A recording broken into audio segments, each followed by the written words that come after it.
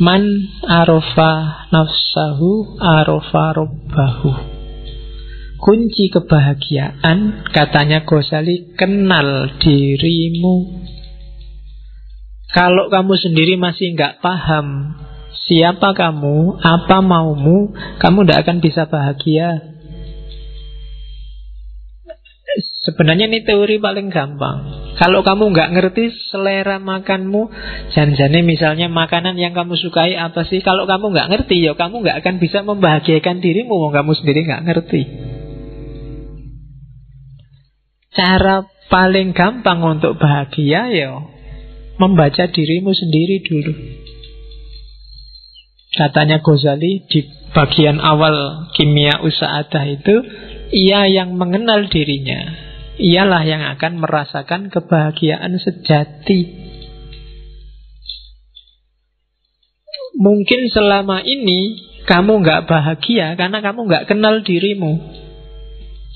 Sebenarnya kamu suka misalnya baju-baju tipis, tapi karena kamu nggak kenal dirimu, kamu lihat orang lain pakai baju-baju tebal, pakai baju-baju jubah, kamu anggap itu yang enak, dan kamu tiru, ya nggak enak akhirnya. Kamu nggak nemu kebahagiaan di situ. Jadi kenali dirimu dulu deh. Kenapa kok kita nggak kenal diri, katanya Ghazali, biasanya ketutup oleh hasrat, oleh hawa nafsu, oleh karakter-karakter binatang kita, oleh keinginan menaklukkan yang lain, oleh keinginan jadi idola, oleh keinginan macam-macam. Itu yang bikin kita nggak kenal.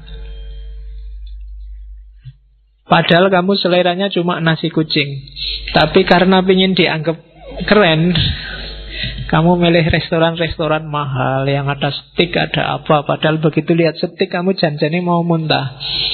Di panganan opo itu. Tapi yo biar dianggap keren, terpaksa kamu sambil nutup hidung dimakan. Nggak enak karena kamu nggak kenal dirimu sendiri. Ketutup hasratmu untuk dianggap anak gaul. Sebenarnya pakai jin itu mungkin kamu tersiksa luar biasa, wong meletet kayak gitu gimana. Tapi kalau nggak pakai jin nggak keren, Pak. Padahal kan yang paling keren itu kan menurut saya kan pakai sarung paling enak. Longgar, ISIS kan. Loh iya kan? Makainya juga simple, kapanpun dibutuhkan bisa dibuka. Bayangkan kamu pakai jin ke kamar mandi aja nggak sumpek. Kalau coba pakai sarung tinggal diangkat, wes selesai. Nah ya kan, loh itu kecenderungan jiwamu, tidak bisa dibohongi. Jadi kenali dirimu. Oke. Terus dan jangan salah, katanya Ghazali, mengenal diri itu manfaatnya dua. Begitu kamu jernih membaca dirimu, semakin ke dalam, semakin ke hakikat sebenarnya siapa itu manusia, justru di paling dasar kamu akan ketemu gambarnya Tuhan. Ya kan? Karena Allah memang yang membedakan manusia dengan yang bukan manusia kan wa nafakha fihi min ruhi. Dalam diri kita ditiupkan ruh dari Allah. Dan itu citranya, gambarnya ruh dalam diri kita, itu gambarnya Allah. Jadi begitu kamu kenal dirimu yang sejati, hakikatnya kamu kenal Allah. Jangan dibayangkan, kalau mau lakukan, bersihkan dirimu sebersih-bersihnya, singkirkan dari debu-debunya. Ghazali kan yang terkenal bikin analogi cermin itu kan. Semakin nafsu menguasaimu, semakin gelap cerminmu. Kayak kamu maksiat sekali, ada titik hitam satu. Semakin banyak maksiat, titik hitamnya semakin banyak. Sehingga kamu tidak bisa sudah lihat ke dalam dirimu. Akhirnya kamu tertipu oleh titik-titik hitam itu. Kamu anggap yang penting yang titik-titik hitam itu. Padahal kalau kamu bisa bersihkan itu, kamu sisihkan itu semua, kamu akan melihat bahwa sebenarnya itulah hakikat dirimu dan sekaligus itulah Tuhanmu. Oke. Jadi kunci bahagia pertama, kenali dirimu. Saya tidak tahu pernah nggak teman-teman sekali-sekali mikir tentang dirimu sendiri. Mungkin paling tidak kayak tadi. Nanti kalau ada waktu ya bikin semacam muhasabah, semacam tafakkur. Tipe orang kayak gimana sih kamu itu? Yang kamu sukai apa, yang tidak disukai apa? Cita-citamu apa saja? Keinginanmu apa saja? Terus kamu cek, ini keinginan ini sifatnya kayak gimana sih? Positif apa negatif? Kalau negatif, kenapa kok negatif? Sumbernya dari mana? Dan akhirnya mau jadi apa? Wah, itu muhasabah namanya. Jadi yang pertama, kenali dirimu deh. Siapa kamu? Ya kalau orang perang itu kan harus ngerti posisinya. Kalau kamu nggak ngerti posisinya, gawat. Ya kan? Di rumah aja kan kamu harus ngerti posisi. Kamu itu anak, opo bapak, opo ibu, opo adik, apa kan harus jelas. Kalau kamu di rumahmu anak tapi merasa kayak bapak, kan gawat. Ya, nanti malam-malam masuk kamar ibu, lo posisimu anak bukan bapak. Lah ya kan? Harus jelas. Nah, itu maka kamu dalam hidup ya gitu harus muhasabah. Jangan-jangan kamu itu teman, apa sahabat, apa pacar, apa musuh kan juga harus jelas. Biar menyikapinya juga enak. Maka know yourself. Ini kan pesannya Sokrates yang paling awal kan, kenali dirimu. Ya, itu kalimat-kalimat di Kimia Usada. Coba deh kalau sanggup tanyakan, siapa aku dan dari mana aku datang? Kemana aku akan pergi? Apa sih tujuan kedatanganku dan persinggahanku di dunia ini? Di mana sih kebahagiaanku dapat ditemukan? Tanyakan itu, coba jawab. Ini PR-mu nanti malam. Ya sambil nonton sepak bola kalau ada, ini dijawab. Kira-kira siapa sih aku itu? Dari mana aku datang? Kok tiba-tiba aku ujuk-ujuk ada di sini itu loh? Apa kebetulan? Atau Allah ngasih misi apa sih aku ditaruh di bumi ini? Kok aku dilahirkan di Jogja? Kok aku dilahirkan di Sumatera? Kok aku dilahirkan Jawa Timur? Kok aku kira-kira disuruh membawa misi apa sama Allah? Nah, itu muhasabah. Dan Ghazali wanti-wanti, diingat-ingat ya, dalam dirimu secara umum itu ada 3 aktor. Ada 3 variabel yang harus hati-hati kamu gunakannya. Begitu salah dosis, hidupmu kacau. Yang pertama adalah unsur hewan, kehewanan. Yang kedua unsur setan. Dan yang ketiga unsur malaikat. 3-tiganya penting. Kamu butuh unsur hewan. Kalau kamu nggak punya unsur hewan, gawat. Kamu nggak punya ambisi, nggak punya cita-cita, kamu akan jadi orang yang pasif, nggak kreatif. Mungkin kamu bisa nggak punya anak kalau nggak punya unsur kehewanan. Karena, wah saya nafsu kayak gitu, nggak lah pak, malah gawat. Harus punya yang itu. Cuma dosisnya dan caranya diatur. Jangan sembarangan. Nah, kalau sembarangan jadi hewan beneran. Jadi bukan lagi manusia yang punya unsur kehewanan, tapi hewan yang punya unsur kemanusiaan. Walik. Jadi harus ada. Setan juga begitu. Belajarlah dari setan apa? Kecerdikannya. Setan itu pinter, cerdik. Gak gampang loh bisa bohongi orang, ngerayu orang, diplomasi. Itu perlu belajar dari setan. Ya kan? Lu kalau nggak cerdas luar biasa, nggak bisa jadi setan. Kamu bisa mengerayu orang, orangnya punya akal. Manusia kan dikasih bekal akal, dan itu setan ditantang untuk menaklukkan, dan sering sukses. Ya kan? Loh, setan itu kan sering sukses. Kadang-kadang setannya belum ngapa-ngapain itu sudah sukses. Setan ya geleng-geleng kepala, dan menungso belum diapa-apain wis manut. Oke. Dan malaikat, jangan salah, dalam dirimu ada malaikat. Potensi untuk pasrah, tunduk total 100% pada Allah tanpa bantah. Karakter-karakter baik 100%. Cuma malaikat yang murni, tidak ada hewannya, tidak ada setannya. Ya. Jadi tidak manusiawi. Jadi manusia itu mix antara tiga-tiganya. Jadi bukan tiga-tiganya dibuang atau dipilih yang mana, tapi kontrollah tiga-tiganya sesuai dengan dosisnya masing-masing. Kalian harus ngerti dosisnya, ngerti takarannya. Jangan berlebihan. Katanya Ghazali, untuk bisa ngerti takarannya, yang ngontrol harus akal. Kenapa harus akal? Gambarannya kayak kota, katanya Ghazali. Jadi jiwa kita itu adalah kota besar. Rajanya beda sama Farabi kemarin.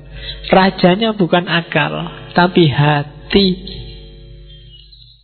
Kolab. Jadi katanya Ghazali, ndak, akal itu bukan rajanya. Akal itu tunduk pada kolab. Suka dan tidak suka, kecenderungan batinmu. Jadi Ghazali melihat manusia itu disetir oleh kecenderungannya.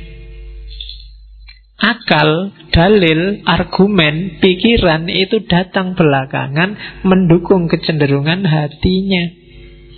Maka bereskan dulu hatimu. Karena hati itu rajanya. Bukan kayak di Farabi kemarin, akal rajanya.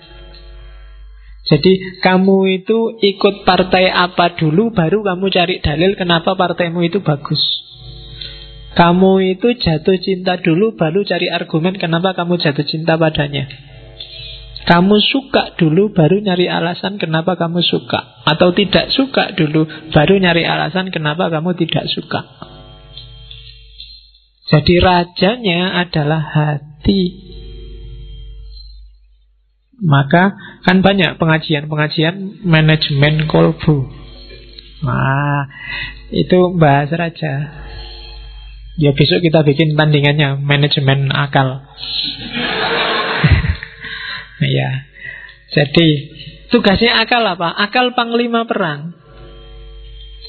Hati itu tugasnya ngasih nasihat, berfatwa. Sementara pekerjanya, panglimanya di lapangan itu akal. Prajuritnya itu syahwat dan amarah. Jadi dua-duanya ya, yang satu wali kotanya, yang amarah itu polisinya kalau katanya Ghazali. Jadi dalam diri kita itu isinya polisi yang marah-marah, kemudian wali kota yang penuh ambisi, dan panglima yang punya kekuatan ngatur, serta raja yang mengendalikan. Begitu rajanya nggak beres, maka panglimanya juga disuruh ngatur untuk ke arah yang tidak beres. Syahwat akan jadi penguatnya, karena dari situ muncul ambisi hasrat. Kemudian kekuatan amarah jadi pendorongnya. Jadi hati-hati, makanya hati harus lembut, baru yang lain ikut lembut. Kalau hati kasar, akalmu juga akan mengarah pada kasar, syahwatmu juga dikontrol oleh kekasaran, dan amarahmu akan semakin menyala. Jadi maka katanya Ghazali, amankan kota jiwamu. Pertama-tama bereskan hatimu, kemudian perintahkan panglima untuk mengendalikan wali kota dan polisi. Kalau enggak, ya alamat kotamu kacau balau. Jangan sampai nanti nafsunya memberontak, mengalahkan hati, dan akhirnya nafsunya yang jadi raja. Juga jangan sampai polisinya, amarahnya yang jadi raja. Dan jangan sampai juga akalnya yang jadi raja. Yang harus jadi raja hatinya.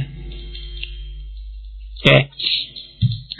Terus karena itu katanya Ghazali, itu kalimat tak copy paste, hati-hatilah kalau kebahagiaanmu hanya karena urusan makan, minum, dan semua kebutuhan biologis, maka kamu termasuk kelompok bahaim. Kalau kebahagiaanmu terletak pada menang kalah, siapa ranking 1, siapa ranking di bawahnya, siapa yang statusnya tinggi, siapa yang statusnya rendah, maka kita adalah binatang, tapi binatang yang sabuiyah, binatang liar. Kalau tadi bahaim itu binatang ternak, peliharaan. Kalau hidup kita yang bikin kita bahagia adalah tipu daya, muslihat, mencurangi orang lain, maka kebahagiaan kita adalah kebahagiaan jenis kebahagiaannya setan. Dan kalau yang bikin kita bahagia hanya urusan kita menyembah pada Allah, ibadah, tidak membangkang sama sekali, maka kita ada di level malaikat. Bagus tapi tidak manusiawi. Jadi hati-hati, jangan jadi binatang ternak, jangan jadi binatang pemburu, jangan jadi setan, juga jangan jadi malaikat. Nah, susah ya kalau dilarang jadi malaikat. Kamu mesti komplain, oh malaikat kan bagus Pak. Tidak. Kita oleh Allah disuruh jadi manusia. Kalau manusia berarti yo ada bahaimnya dong. Yo kita butuh makan, butuh minum, butuh yang itu juga. Ya kan? Ya. Padahal aku ngomong yang itu loh ya. Kamu kok pikirannya ke sana. Isi pikiranmu berarti yang itu-itu. Aku gak ngomong apa-apa loh. Terus sabuiyah. Kalau yang ada di pikiranmu sekarang, kapan ya aku ranking 1, kok kalah terus aku, rankingku ranking 40 terus. Yang di pikiranmu itu, kapan aku menang ya, kapan status sosialku tinggi ya, kapan aku, itu berarti yang menang dalam dirimu adalah sabuiyah. Kalau yang ada di pikiranmu urusan muslihat, trik-trik gimana caranya aku bisa sukses, gimana caranya aku bisa kaya, trik-trik kayak gitu, maka kita ada di levelnya setan. Tapi kalau yang ada dalam dirimu, pokoknya kita harus pasrah 100% pada Allah, ibadah, jangan sampai putus, yang nggak boleh bantah Allah sedikit pun, itu berarti kita sudah nyampe makom malaikat. Dunia sudah tak tinggal, pokoknya aku hanya Allah saja. Ya tidak apa-apa, itu berarti makomnya malaikat. Cuma kalau malaikat tidak ada bahaimnya, kamu puasa terus, kamu sholat terus, tanpa makan, tanpa ngopeni hidup dunia juga tidak manusiawi.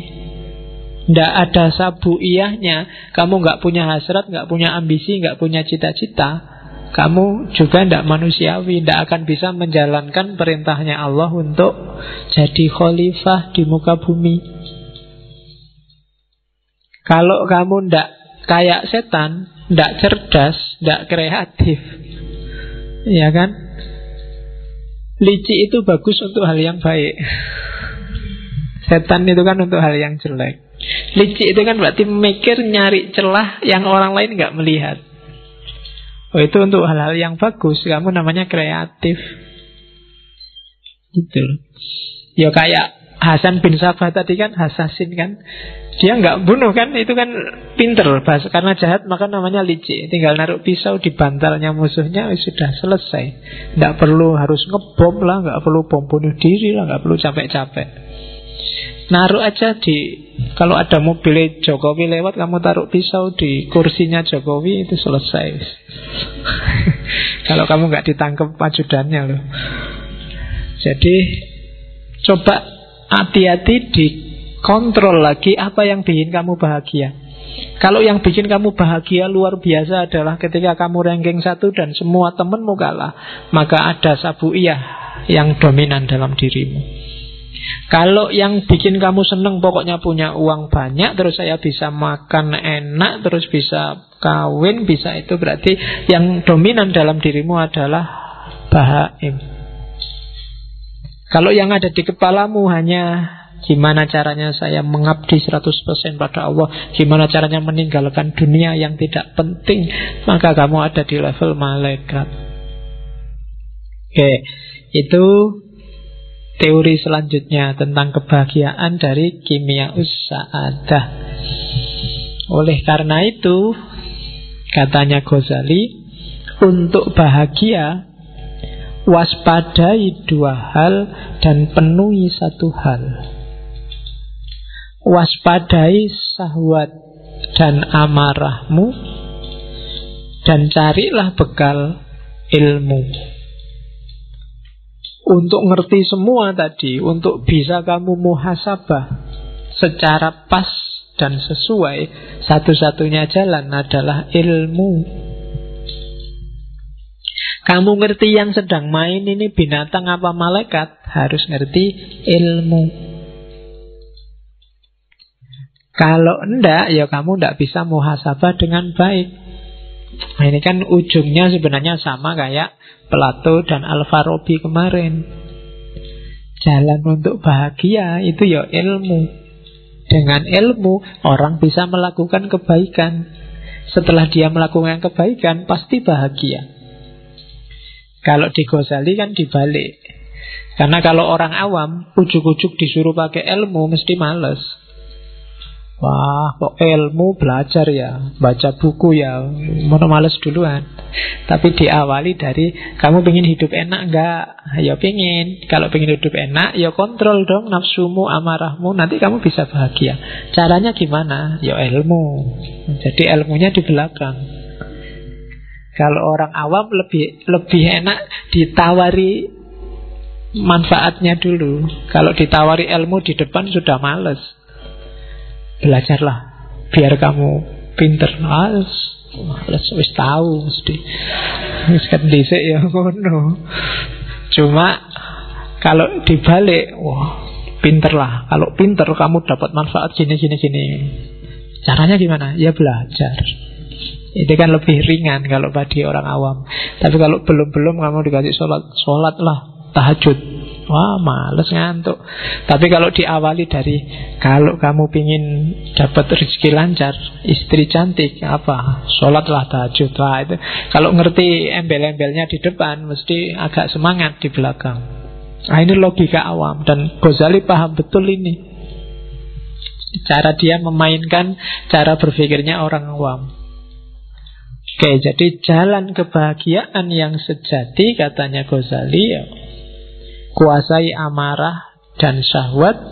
Jalannya pakai kekuasaan ilmu. Dan puncaknya ilmu itu ma'rifatullah, kenal Allah. Kalau sudah ilmunya sudah nyampe ma'rifatullah, semua pasti akan tertib. Kamu akan menemukan kebahagiaan sejati. Ma'rifatullah itu dicapai tidak semata-mata dengan baca buku atau belajar teorinya. Beda sama ilmu yang lain. Tapi ma'rifatullah itu ketemunya harus dengan laku. Tidak bisa kamu ngerti teori jujur, tapi kamu harus benar-benar jujur. Nggak bisa kamu hanya ngerti teori berbakti pada orang tua, tapi kamu harus berbakti benar pada orang tua. Ma'rifatullah ilmu yang jenis itu. Jadi akan kamu peroleh sendiri kalau kamu dekat sama Allah. Jadi, dan untuk dekat sama Allah harus ada laku tertentu. Dan kalau orang yang sudah makrifat itu biasanya otomatis urusan yang lain semuanya beres. Sebelum semua urusan beres, orang tidak akan nyampe makrifat. Nah, itu jalan kebahagiaan. Jadi kuasai amarah, kuasai syahwat lewat ilmu. Harusnya semakin pinter orang, semakin berkualitas hidupnya, dan semakin dia merasa bahagia. Kalau kamu merasa semakin pinter, wawasanmu semakin banyak, kok hidupmu semakin sumpek, ada yang salah dengan prosedurmu cari ilmu. Silahkan kamu muhasabah sendiri. Pak, saya ngaji filsafat mulai tahun lalu itu perasaan gak berkembang apa-apa itu, Pak. Ya coba dicek lagi deh, jangan-jangan ada yang salah. Jangan-jangan yang kamu incar dari ngaji ini bukan ilmunya, kopinya mungkin. Iya. Jangan-jangan cuma nyari kopi gratis. Jangan-jangan daripada nganggur. Jangan-jangan, banyak jangan-jangannya makanya. Maka dicek lagi. Terus ini